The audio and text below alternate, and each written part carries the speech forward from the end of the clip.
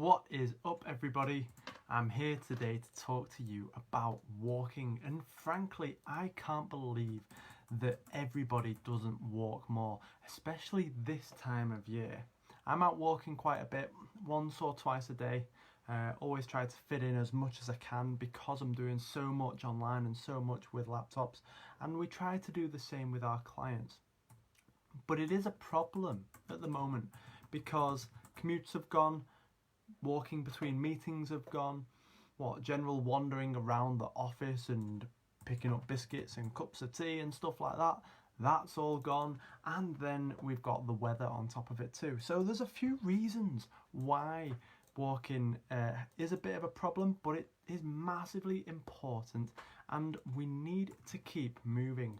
For me, there is literally no substitute for walking continually and creating that as a habit. Because walking isn't technically exercise, the body doesn't log it as a workout as such, but it still burns lots of calories. So you can do this around your normal workout routine, or if you haven't got a workout routine, it works brilliantly just as like that transition towards the next level. Alright, it still burns a load of calories, and something I've always said for years and years and years is that no one ever goes for a walk and comes back in a worse headspace. It just doesn't happen. Trust me, like, unless you're massively underprepared in like shockingly horrific weather, you might, but even then I bet you're gonna come back buzzing. And I know that sounds mad, but it's like when I go in the sea. Like, I don't go in the sea because it's comfortable. Like, I go in the sea because it's massively uncomfortable, but that makes you feel better, right? So it is hugely important for you to keep your steps up, especially through December, especially through a lockdown year where we've spent so much time in the house. And there's a lot of reasons why. And our clients have just finished 2 million steps over the last sort of 4 weeks, which I think is absolutely amazing. They've done over 2,000 kilometers. So since I posted this on our Instagram earlier on, right, about 2,000 kilometers, I had a look about where that is, and that's pretty much walking from here to Gibraltar, apparently. So we can't really go on holiday this year, but we can walk to Gibraltar as a team, which is basically a holiday, right? Everyone's happy with that. But our clients are in back-to-back meetings. You're probably similar. So we brought in a few little things to help everybody out, and I'll share them with you today. And let's see what you think of them. Again, like with everything we do, you don't have to apply them all. Just take the ones that fit with you and fit them into your lifestyle. So firstly, this is a beauty. I bet you can implement this at least once a week. All right, bring in walking meetings. If you're doing say 30-minute meetings, so our meetings are around 15 to 20 minutes, right? Sometimes up to 30 minutes. In 30 minutes, you can cover around 5,000 steps. So if you're bringing in walking meetings like what our clients were doing, it makes such a huge difference.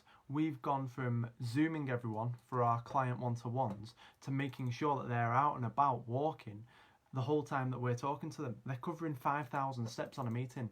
If you can bring in 1 to 2 meetings a week, where you don't have to be on Teams, you don't have to be on Zoom, you can just pick up the phone, put your headphones in, put your coat on and go walking, that is going to increase your steps massively. If you can do that for 2-3 meetings a week, instead of just being sat back to back on Teams, on Zoom, like with no sort of wandering around between meetings or going from building to building, all these little steps that we used to do throughout the day, the commute before and after work, all these things have gone.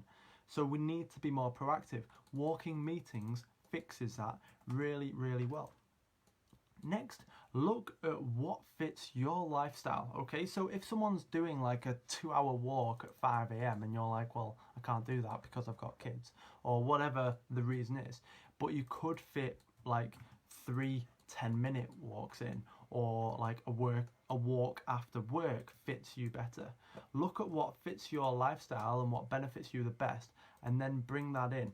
I've recently been doing more shorter walks, so I've been doing like 2, sometimes 3 walks a day, but they're like 5 minutes, 15 minutes, 20 minutes, and then every so often I've done like a big hour and a half walk.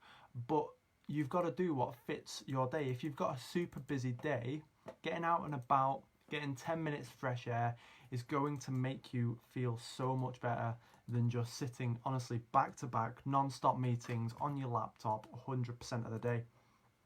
And to be fair, it doesn't really matter if it's raining. Because if you were going to work, right, and you called up your boss and said, sorry, I'm not going to make it, it's drizzling outside, they'd be like, what are you playing at? Get in the office. So don't use the it's raining as an excuse to not get out. Just buy some new waterproofs if you need some waterproofs. Like, it is a bit crap if you're uncomfortable being out and about in the wind and the rain, but it also makes you feel awesome. There is like an awesome feeling about it. But just buy some waterproofs. Be prepared for being outside in the cold, right? If it's going to be raining, if it's going to be cold, if it's going to be dark, layer up and then it's absolutely fine. For those who are local following us, I walk the Fish Quay route, like through Tynemouth, like most evenings at the moment now. And honestly, for about 1.5 miles, we pass like 3 people. There is just no one there. Absolutely no one. And it's brilliant. Like, there's nothing wrong with it. It's not raining every night. It's just cold and dark. And like, with it going dark and like 4 p.m. feels like midnight, people aren't willing to do anything. Just grab your coat on and get out and get moving. I promise you, you are going to feel better. And like I said earlier, no one goes for a walk and feels worse for it. You're always going to feel better. Even those tougher walks, you're going to feel even better from them. And then next and lastly, set yourself a realistic steps target. If you're saying that you're going to walk 2 hours a day and you just know you can't fit it in, you're setting yourself up to fail. And something people do quite regularly with fitness and they get wrong is they set themselves unattainable things that they just can never ever stick to. They're just not going to stick to it ever. And is that going to be more supportive and going to help you more? I highly doubt it. What would be better? Like setting a target for 5,000 steps and being able to do that in 30 minutes. And then if you do 7,000, suddenly you're buzzing. And then you might be able to increase that target. But make sure it's realistic. There is nothing more demotivating when starting something new than not achieving a target that you were never ever going to achieve anyway. Alright, so just as a quick recap, bring in walking meetings, 1 to 2 a week. 30 minutes walking is about 5,000 steps. We've been logging this with our clients on meetings. They've all been going out walking. And it's about 4,000 to 5,000 steps in a 30-minute meeting. If you can bring in like 1 or 2 or 3 of them a week with who you work with, amazing. If not, just turn your camera off and go for a wander. Just don't blame me. Do what fits your lifestyle, massively important. Don't be annoyed if someone else is doing 2-hour walks and you're just able to do 15 minutes. 15 minutes of fresh air is amazing. You've got to remember, we are locked up cabin fever style for like a year, and if we're just working from the laptop, like we've got a meeting at 9, 9:30, 10, like there's no walking, there's no commute. We need to bring that in and consciously bring that in. Okay, and even if you can't leave the house, by the way, like even if you need access to a laptop, you can still walk around the house with your headphones in. Like I don't personally go and leave the house when I'm on the phone to all my clients, but sometimes if we've got like all the important parts of the call done, I'll start doing laps around my house, up and down the stairs, stuff like that. Not because of any other reason, then it just burns calories, keeps me moving, keeps my brain working.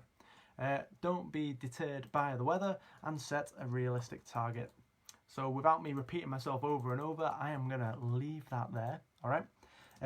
Let me know where you go walking and what you're sort of looking at steps wise per day. Okay, so if I could get some comments down below about what you're getting steps wise and what you would like your steps to be, okay, let me know what that is. I've noticed this year my steps have gone up through the roof, but there seems to be 2 groups of people where the steps have gone down a lot this year because work and now they're working from home, or steps have gone up because they're being real sort of proactive with their steps, and that's kind of where I'm at, but I know a lot of people aren't there. Let me know where yours are at, comment them down below, and thanks for tuning in.